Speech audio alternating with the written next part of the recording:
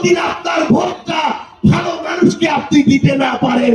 আজকে থেকে 5 দিন আগে সকালে যখন পত্রিকা পড়ছিলাম, প্রথম আলো পেপার খুলেই এই পত্রিকায় বর্তমান নির্বাচিত একজন সংসদ সদস্যকে নিয়ে তার অপকর্মের এক বিশাল ইতিহাস পড়লাম।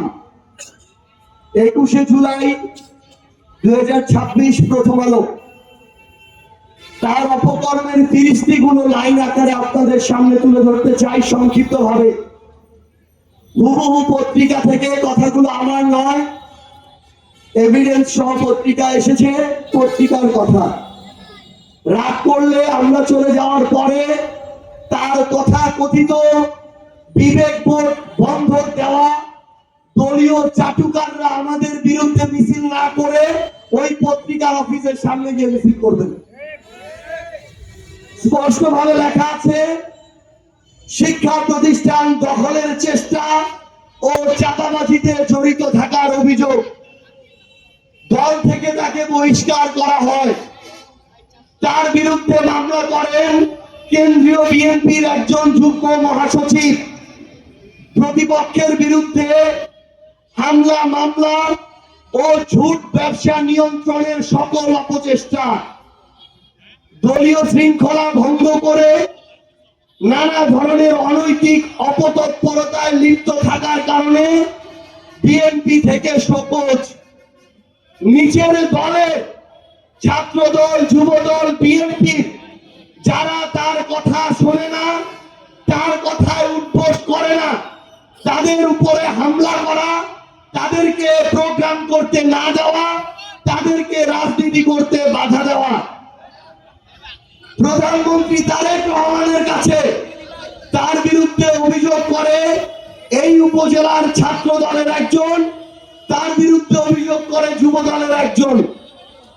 মতের অমিল হলেই বিগত দিনের পরীক্ষিত দলের নেতাকর্মীদের উপরেও নির্যাতন চালান।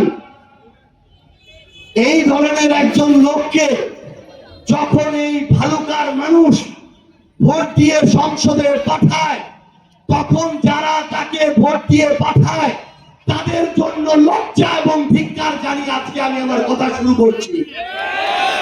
এই ভালুকার কোনদিন পরিবর্তন হবে না যতদিন আপনার ওই পচা বিবেকবোধের পরিবর্তন না হয়।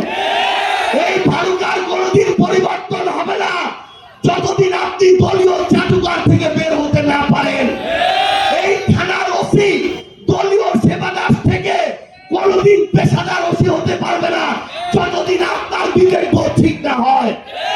এখানকার এসিলেন্ট কোনদিন ভালো অফিসার হবে না যতদিন আপনার ভোটটা ভালো মানুষকে আপনি দিতে না পারেন।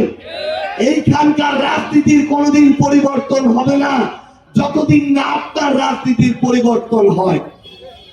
আপনি ভোট দেওয়ার সময়, সিদ্ধান্ত নেওয়ার সময় দলীয় দাস হিসেবে, মার্কার চাটুকার হিসেবে, ব্যক্তির দালাল হিসেবে অপকর্মকারীকে, চাঁদাবাজকে, সন্ত্রাসী বাহিনী যে পালে এইরকম এক ব্যক্তিকে ভোট দিয়ে এমপি বানিয়েছেন। আর এই ভালুকার পরিবর্তন হবে, এই পরিবর্তন কোনদিন সম্ভব না। আমরা শুধু আপনাদেরকে একটা কথা বলি, সৃষ্টিকর্তাও পবিত্র ধর্মগ্রন্থে লিখেছেন যে নিজেই তার ভাগ্য পরিবর্তনের চেষ্টা করে না, তার কোনদিন ভাগ্য পরিবর্তন হয় না। প্রত্যেকটা জায়গায় পথসভায় বলেছি, ওই এলাকার মানুষের জন্য গর্ববোধ করি, কিন্তু আজকে এটা বলতে হচ্ছে যারা ওই ধরনের মানুষকে ভোট দিয়ে নির্বাচিত করেছে তাদের জন্য আমাদের লজ্জা হচ্ছে। আরেকজনের কথা বলতে চাই, তার নাম হচ্ছে বন খেকো, এখন সে বনমন্ত্রী। এই জন্য তারেক রহমানের ভালো ভালো কথা আর ভালো লাগে না। আমরা নাকি কিছু বললেই সরকারের বিরুদ্ধে বলি। তারেক রহমানের অনেক এমপি মন্ত্রী, তাদের মাথা ঠিক থাকে না, তারা আমাদেরকে ট্যাগ করা শুরু করে, আমাদেরকে বিভিন্ন ভাবে হুমকি দেওয়া শুরু করে, আমাদের বিরুদ্ধে মিছিল শুরু হয়, আমাদেরকে নাকি জ্বালিয়ে পুড়িয়ে দিবে, আমাদেরকে অবাঞ্ছিত করে। কিন্তু এই তারেক রহমানই তো আমার এই ধরনের লোকদেরকে মনোনয়ন দিয়েছে।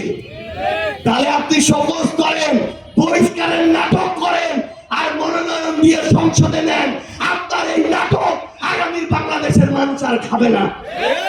তারেক রহমানকে বলতে চাই, এই ভালুকায় আমার শত শত একর জমি, যেই জমি খেকো বন খেকো গডফাদার আব্দুল আওয়াল মিন্টু খেয়ে ফেললো, তাকে আপনি বনমন্ত্রী বানিয়েছেন। তাহলে আমরা এটা মনে করতে চাই, আব্দুল আওয়াল মিন্টু একাই খায় না, আব্দুল আওয়াল মিন্টু তারেক রহমানকে ভাগ দিয়ে তারপরে খায়।